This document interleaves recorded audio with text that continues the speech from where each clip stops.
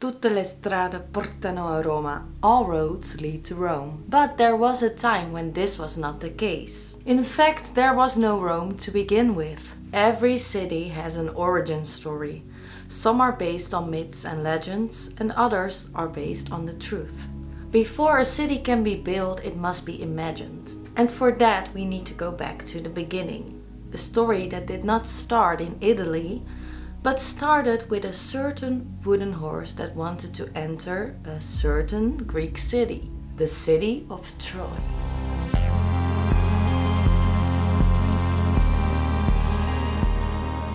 Ciao ragazzi, or ciao everyone.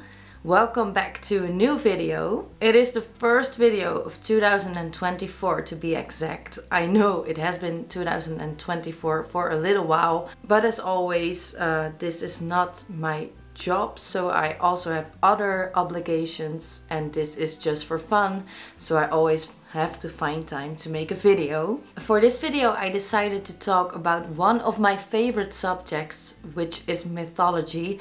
And in this case it is especially about Roman mythology. I have been obsessed with mythology ever since I was a little girl. I own a lot of mythology books. I really love Greek mythology, Italian mythology or Roman mythology, and also mythology from other parts of the world like African mythology, American mythology, or better said South American mythology, and of course Egyptian mythology. I'm especially a Greek mythology nerd, which has a lot of similarities to Roman and Egyptian mythology, but I also know a lot about Norse and Egyptian mythology, so I will talk about all these subjects in future videos as well. My favorite city in the entire world is Rome. My whole bedroom is dedicated to Rome. I've been there twice and it's like you're walking in a painting in history.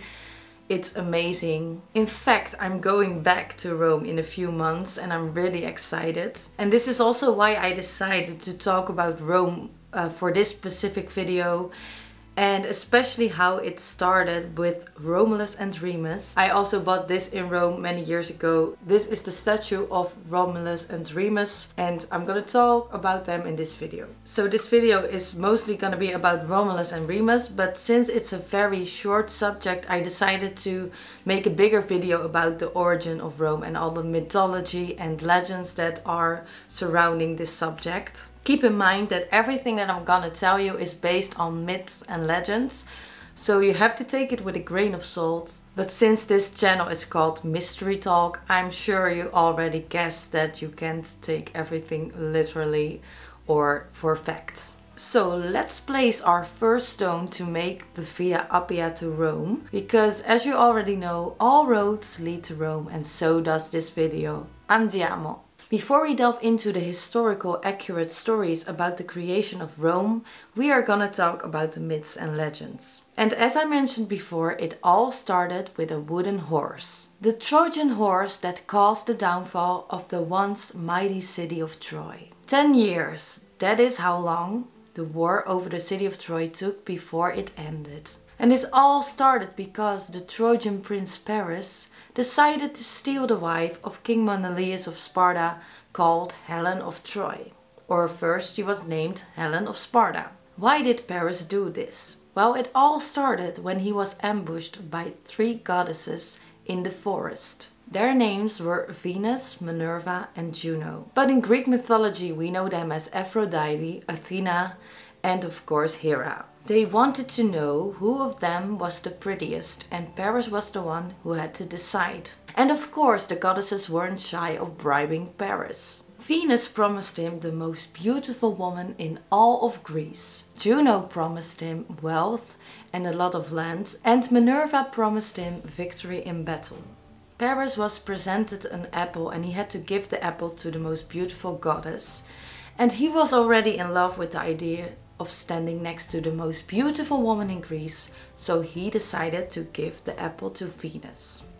This of course angered the other goddesses, but they were sure to get their revenge eventually. So as I mentioned before, the wife of King Menelaus was called Helen, and she was the most beautiful woman in all of Greece. Helen immediately fell in love with Paris when he came to visit the king of Sparta in name of his father, the king of Troy. She decided to go back with him to Troy without the knowledge of anybody else, so she ran away with him. Paris took her with him to Troy, a city he recently discovered he was the prince of.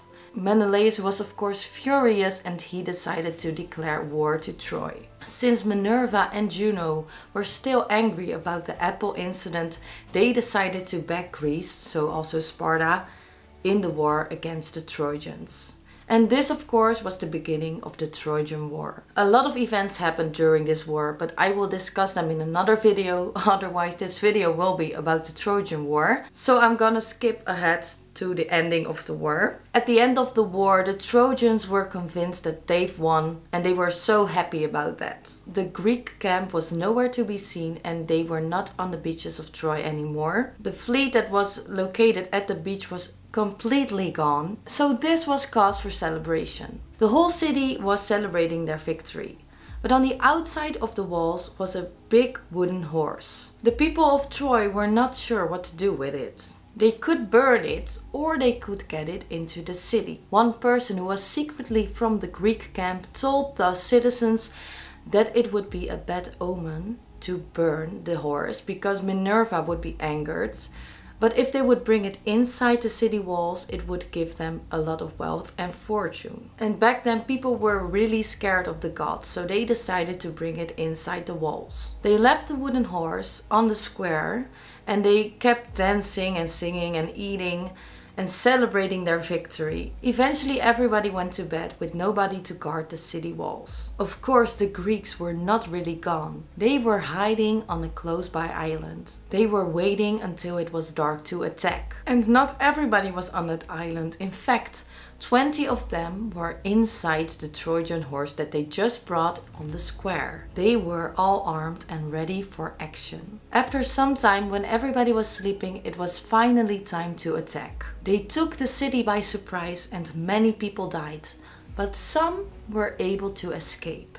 And these people who escaped had a long way to go. A man called Aeneas would lead the way. He was a Greek hero and the son of Venus. In his dream, Aeneas was warned of the fall of Troy and he decided to leave the city. He was destined to lead the refugees to a new city that would be as glorious as Troy once was. He also wanted to take his wife with him, but the flames already reached her before he could save her. Of course, the goddesses were still angered by the whole apple situation. They wanted to prevent a rebirth of Troy. Every city that the Trojans wanted to establish would become a disaster. The Trojans decided to leave Greece and sail to another country. Of course, this would also become a disaster. They were shipwrecked on the coast of North Africa. While they were there, they discovered that they were not the only ones who were looking for a new city to establish. Some other immigrants were building an entire city on the coastline. The coastline of a country that we now known as Lebanon. Aeneas and the other refugees were very impressed by everything that they saw, and they wanted to stay in the city that was known as Carthago. If Aeneas wanted to stay in the city with all his refugees,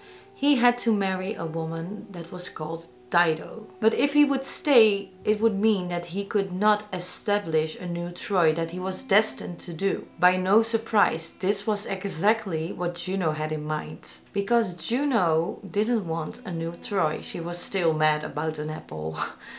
So she convinced Venus, who was of course the mother of Aeneas, to make Aeneas and Dido fall in love with each other so that he would stay there. Venus thought this was a nice gesture of Juno because she wanted to help her son. So she decided to make Aeneas fall in love with Dido. But Jupiter, the supreme god, who you might also know as Zeus, was not happy about this plan. And he did not know about it at first. In fact, he was sick of the games of his wife. He decided to visit Aeneas to remind him of his destiny. He told Aeneas that he had to go to Italy. And Aeneas was shocked and he decided to leave right away and he left Dido. Dido was not happy about it, but Aeneas blamed Jupiter. Dido would not listen to him. She was still in love with him and he was also in love with her, but his destiny was more important. Dido was so heartbroken that she decided to kill herself. A very drastic choice after a short time together, but okay. So Aeneas and his company decided to leave for Italy. They were sailing across the west coast when they discovered a forest. The forest was split by a yellow river called the Tiber. This river eventually made its way into the sea, and this marked the end of their journey. They were greeted by a king named Latinus. You might guess it, but he was the king of the Latins. This is also why this peninsular section is now called Lazio. He was very inspired by these immigrants and he decided to promise his daughter's hand in marriage to Aeneas. But his wife was very angry about this because their daughter was already promised to another man called Turnus. This led to a battle between Aeneas and Turnus, and Aeneas won the battle. Now he was finally able to establish the new Troy that he was destined to do. He decided to name the city Levionum after his wife. Then there was another war and many people died. But Aeneas was nowhere to be found. Nobody knew where he was, but some people claimed that he was taken by the gods. Either way, he had fulfilled his duty. He had given the Trojans a new city. He escaped the wrath of the goddesses. And this city that was now known as Levionum would eventually become the capital city of the Roman Empire called Rome. But how did Rome get its famous name? Well, there's another myth that explains this, and this myth is called Romulus and Remus. Maybe you don't know the story about Romulus and Remus, but I guess if you love Rome, you have seen their image. They are the symbol of Rome ever since the 3rd century BC and also of AS Roma, the famous football team. If you walk on the streets of Rome, you can see a lot of t-shirts and statues portraying Romulus and Remus drinking from the she-wolf, the Lupa Capitolina, which is where the whole Roman mythological story of Romulus and Remus starts. Many historians and poets have written down the story of Romulus and Remus, and they all differ in many parts. So I try to combine the similarities of all the stories. So it's possible that you've heard another version of this story, but this is what I find in most of the stories that I found on the internet. The story starts with their mother, Rhea Silvia, the daughter of Numitor, the king of Alba Longa.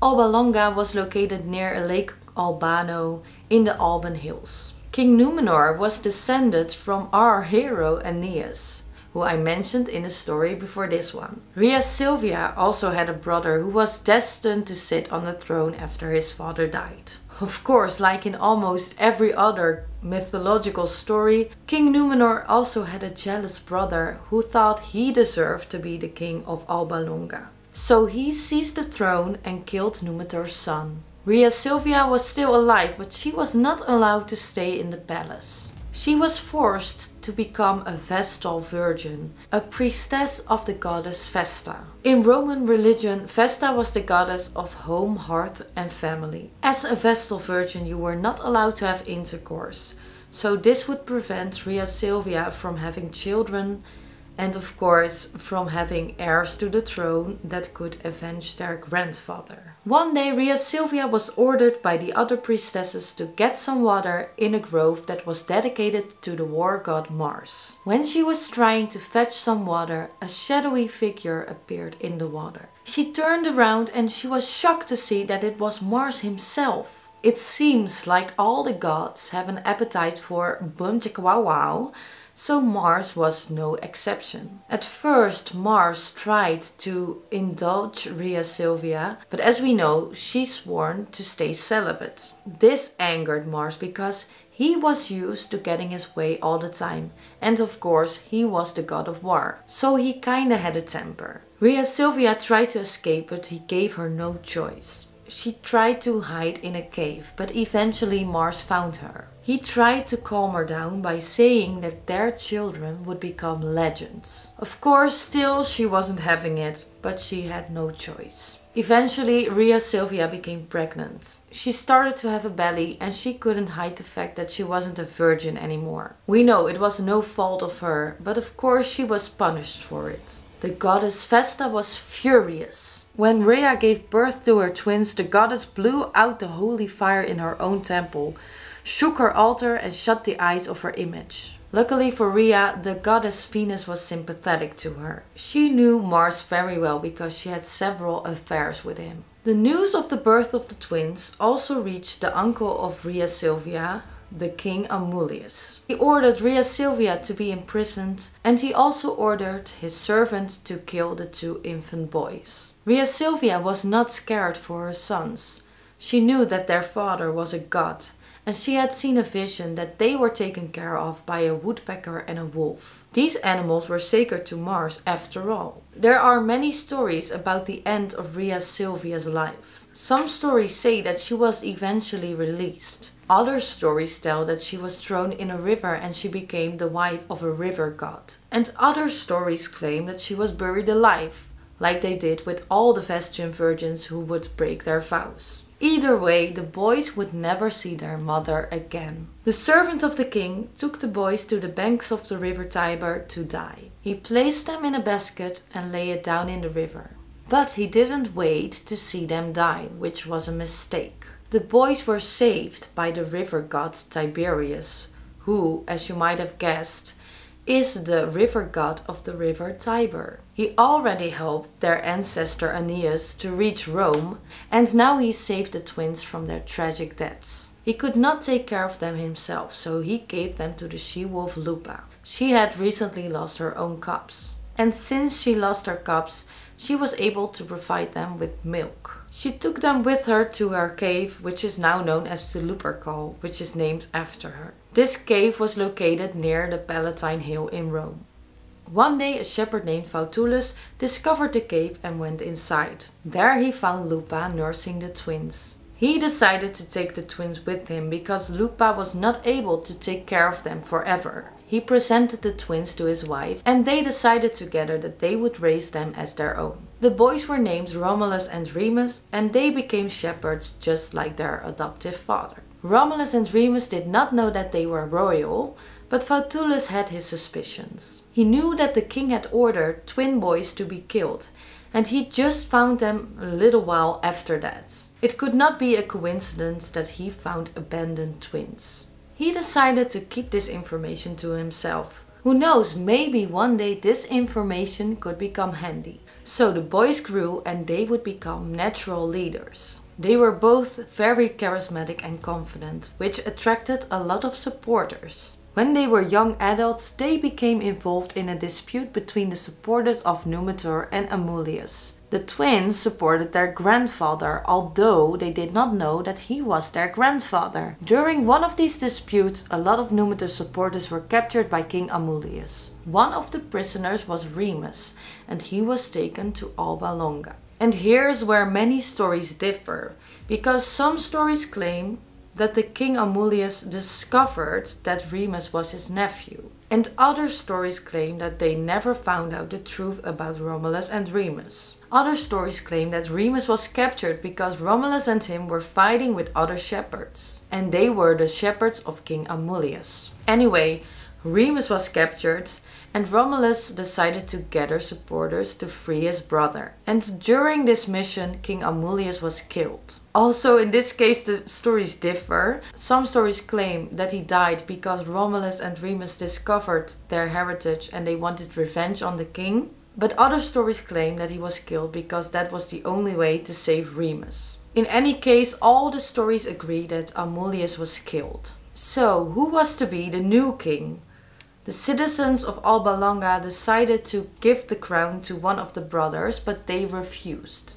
Instead, they decided to give the crown back to the former king Numitor, who was their grandfather, although they did not know that. The brothers were offered to stay, but they decided to return to the only place that they ever knew. They wanted to establish their own city. So the brothers set out to find the best location for their new city. Romulus thought that the Palatine Hill was the best place to establish their new city, while Remus thought that the Aventine Hill would be the best place. They could not see eye to eye and they argued and they argued. Eventually they both agreed that they could not reach an agreement. Therefore they decided to seek the gods' approval. They would consult augury. This is a type of prophecy in which birds are examined and observed to determine what the gods would favor most. So each brother prepared a sacred space to observe the birds on their own hill. Remus claimed to have seen 6 birds, while Romulus claimed that he had seen 12 birds. Romulus stated that he was the winner because he had seen 12 birds.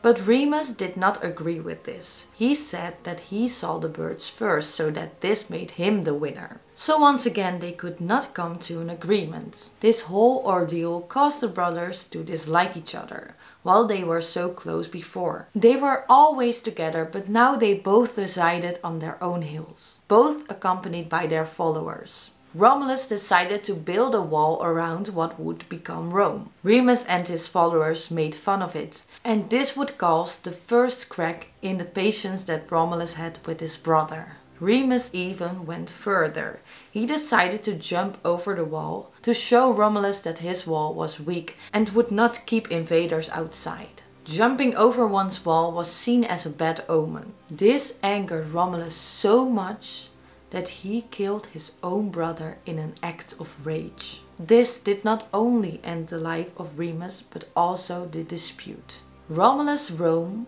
would become the city that they both envisioned. Romulus was never proud that he killed his own brother. In fact, he mourned him. He gave his brother a funeral with all the funeral honors that he could bestow him. He was the victorious one out of the two, but he had rather ruled together. So, as I mentioned before, Romulus named his city Rome, or better known as Roma, after himself. He established a government system with senators and patricians. The popularity of his city grew, and so did the population. Many people who were exiled or had fled their cities decided to stay in Rome. These were mostly men, so they had to kidnap women from other cities, and this caused wars. But Romulus made sure that they won these wars. Romulus would become the first king of Rome and started the path to glory for this mighty city. He ruled for almost 40 years until he disappeared. But how did he disappear? Just like his ancestor Aeneas. The most common story is that he disappeared in a storm or a whirlwind, probably caused by his father Mars to ascend him to the heavens. This would make him a god, and this would be a way for the Romans to believe that the gods are on their side. A Saban god named Quirinius was a war god. The Sabans had a settlement near the eventual site of Rome. They also erected an altar to Quirinius on one of the 7 hills of Rome, called the Quirinial Hill. When Romans settled in Rome, their religion would become a big part of the Roman religion. This also caused their god Quirinius to merge with Romulus. This made the Romans believe that they were the same person, especially because they did not know where Romulus went. Another theory suggests that Romulus was killed by the senators because they were jealous of his power. After Romulus, many kings would follow, and Rome would become the capital of the Roman Empire. And the Palatine Hill, where it all started, would become the most ancient part of Rome, where many kings would reside in their beautiful palaces, like the Palace of Domitian, surrounded by temples dedicated to the gods, overlooking the city and the Colosseum. So now you know all the mythological stories about the creation of Rome. And to be honest, they are very hard to believe. Maybe there is some truth in it, but it's possible that it has turned in something more fantastical every time the story has been shared. Anyway, it's an entertaining story, so I'm not complaining. But what do the scholars say, and what do they see as truth? They believe that Rome was founded around 625 BC in a part of Italy that was then known as Etruria and Latium. Latium villagers joined together with settlers from surrounding hills because they were invaded by Etruscans. It's not sure if they came together because they wanted to fight against the Etruscans or that they were forced. Archaeological evidence shows that most of the changes in the area that is now Rome took place around 600 BC. This is probably when Rome was truly established as a city. Rome has known many periods.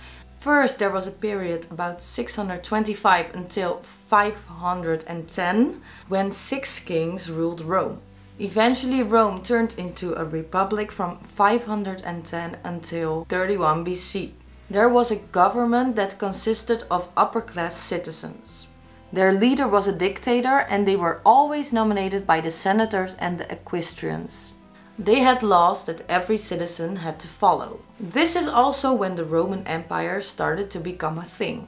They would expand their borders beyond the Mediterranean region. It would even reach where I live, and the place where I live was called Hellenio. After that, Rome would have an imperial period. This would last from 31 BC until the fall of Rome in AD 476. There was peace, prosperity and expansion. The Roman Empire consisted of 3 continents called Asia Minor, Northern Africa and most of Europe. And this is also why we say all roads lead to Rome. Because all the roads had to lead to Rome because the power resided there. In AD 286, Rome started to lose all its power. The continents were split and ruled by their own emperor. Eventually every continent came to an end, with the last one being the Western Roman Empire that survived until the 15th century AD. And this marked the end of ancient Rome. In 380, Catholicism became the official religion of the Roman Empire. Therefore, the power of the Pope increased. In this time, there was still an emperor, and after the Roman Empire fell, people were still looking for guidance. Therefore, the Pope became a source of authority and continuity. One bishop of Rome called Leo I claimed that he was the heir of the apostle Saint Peter. He became the Pope and he stopped Attila the Hun from plundering Rome. Since all roads led to Rome, Rome would become the city center of the papal state. Wealthy churches, cardinals and other popes all funded the rebuilding of Rome, which made Rome wealthy and mighty once again. The papal control went away for a while and they were forced to go to Avignon in 1305. During the Renaissance, the popes all returned and they wanted to create a city that would reflect their wealth and of course their power. So they decided to create the Vatican, which would eventually become an independent country. After all of this happened, Rome would see a revolution in 1848. Eventually, Italian forces were able to regain Rome and they declared it the capital of the new Italy. The population would grow.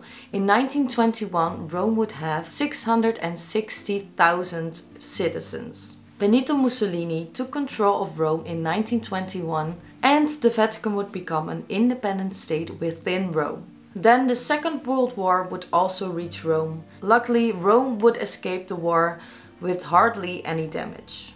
Nowadays, it's a city with a population of 2.8 million people and has beautiful areas like Trastevere, Trevi, Trieste, Torbella Monaca, Pravi and more.